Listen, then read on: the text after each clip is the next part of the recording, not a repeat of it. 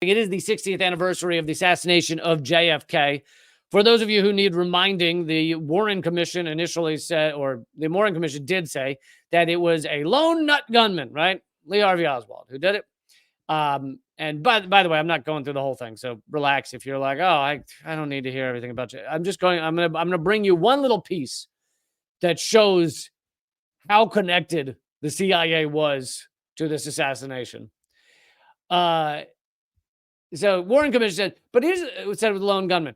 But many people have ignored, or even the mainstream media likes to pretend it didn't happen, that there was a reinvestigation in 1977, the House Select Committee on Assassinations, and it did not find that Lee Harvey Oswald acted alone. It found that it was probably part of a conspiracy. So even a government investigation since 1963 has found, since the Warren Commission, has found that it was not a lone nutter gunman.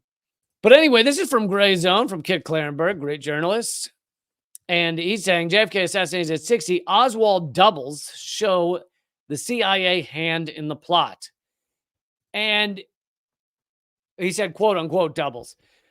So he's talking about, and I'll get to more details in a second, but he's talking about the fact that multiple Oswalds were seen by many witnesses running around in days prior to the assassination, sometimes in the years prior to the assassination. But these Oswald doubles really kick into high gear in the weeks before the assassination.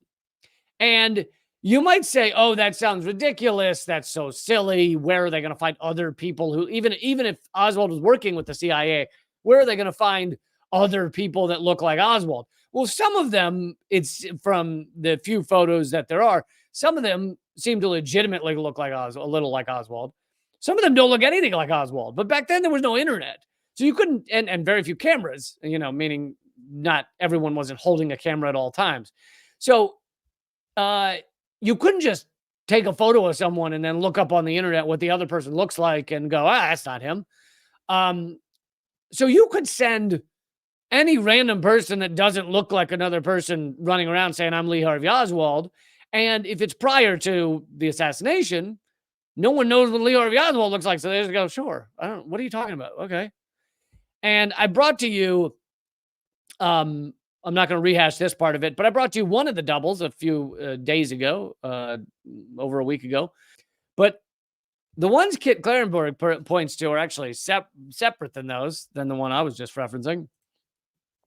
He says the House Select Committee on Assassination said it was probably a conspiracy. The CIA aggressively stonewalled that probe. They really would not give any information to the House, refusing much of what the House wanted in order to get information on that. The Warren Commission and the HSCA, House Select Committee, each unearthed enormous amounts of primary source material and eyewitnesses pointing away from Oswald's guilt and towards the CIA and its assets. Both struggled to provide any satisfactory resolution to the innumerable discrepancies, anomalies, oddities, and suspicions its own investigation uncovered, which have perplexed and bedeviled independent researchers ever since. Chief among them, the indications Oswald was being impersonated at numerous junctures prior to Kennedy's assassination. Strikingly, too, Oswald doubles were often found in close quarters with U.S. intelligence operatives and assets, such as Jack Ruby. The existence of these impersonators is evidenced by ample documentation. In its totality, the paper trail documenting Oswald's doppelgangers may provide the best proof of a JFK assassination plot orchestrated by elements of the CIA. And so Kit Clarenberg brings really the case of one very clear Oswald doppelganger, and that has to do with this guy. What's his full name? Last name's Webster. I think Robert Webster. Anyway, I can't find his full name, but so some of you may know that Oswald was a Marine. He was in the U.S. Army. He then defects to the Soviet Union, telling them that he has a bunch of information for them from the military. Oswald then, after 2 years roughly, comes back to the U.S. and is allowed back in the U.S., even though they knew he defected. They knew he defected and claimed he had information for Soviet Union. Comes back to the U.S. and is allowed to completely quietly go back about his life. Not only is he allowed to go back about his life, the U.S. government pays for him to resettle in the U.S. Now imagine that today. A U.S. soldier says, I hate the U.S. I don't want to be a soldier anymore. I don't want to live in the U.S. anymore. I want to live in fill in the blank enemy of the U.S. I want to live in Iran, and I have information for the Iranian government. I want to live in China, and I have information for the Chinese government about the U.S. Military and the U.S. government. Now, or North Korea. Yeah, that's probably a better example because we are supposedly still at war with them. Or, you know, we got the proxy war against Russia, I guess. But so imagine someone doing that, and then 2 years after they live in North Korea for 2 years, they live in Russia for 2 years, whatever. And then they show back up in the U.S., and the U.S. pays for them to resettle in the U.S.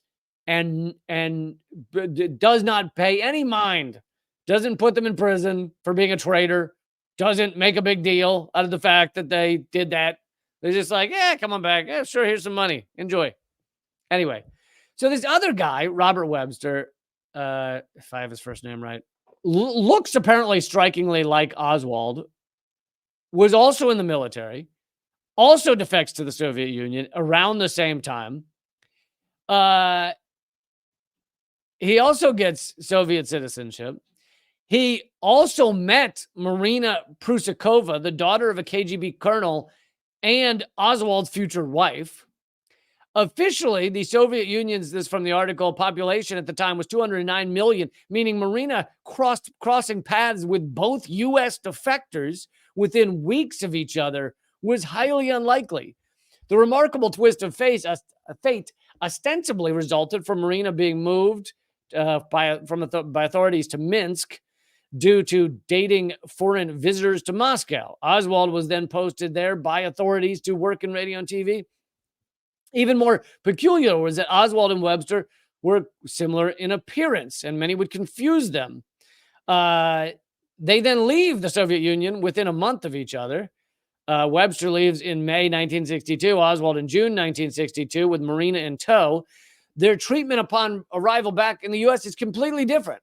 Webster is greeted at the Pittsburgh airport by a crowd of 200 strong of journalists, FBI officers, and State Department officials. The CIA then debriefs him with 15 personnel representing several separate departments in attendance. This reflects his significant intelligence value.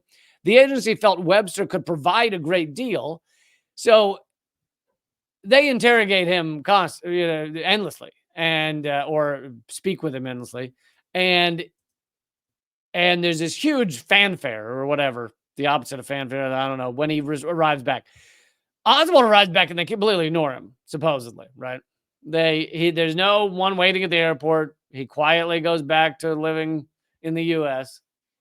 Anyway, in 1960, longtime FBI chief J. Edgar Hoover issued concerns to the State Department that there is a possibility that an imposter was using Oswald's birth certificate for nefarious purposes and requesting any relevant information be forwarded to the Bureau. Now, I would argue, even though Hoover, many or most, I'd say, believe Hoover knew of the efforts, the plan to assassinate Kennedy, I would argue that the reason for this, where Hoover's saying someone's using Oswald's birth certificate who is not Oswald, probably means that at this time, this is 1960, this is well before 3 years before the assassination. I think at that time, Hoover probably had not been brought into the loop on assassination plans. So I think that's why he doesn't know to not ask about such a thing. So that's one example of the doppelgangers. People look like Oswald.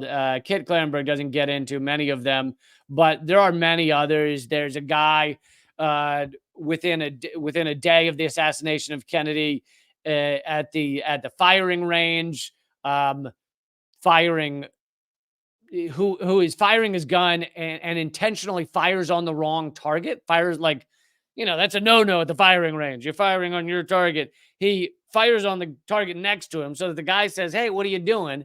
And he then says, I'm Lee Harvey Oswald. Sorry. Throws his name out there again. And, like this guy's running around really trying to get people to notice him. Like a lot.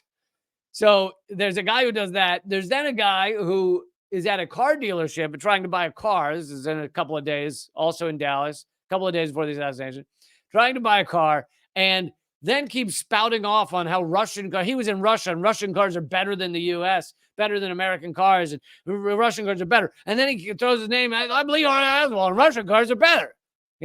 It's like, really try. You really want people to know your name, random people. And he didn't end up buying the car. To know your name and to know you were in Russia.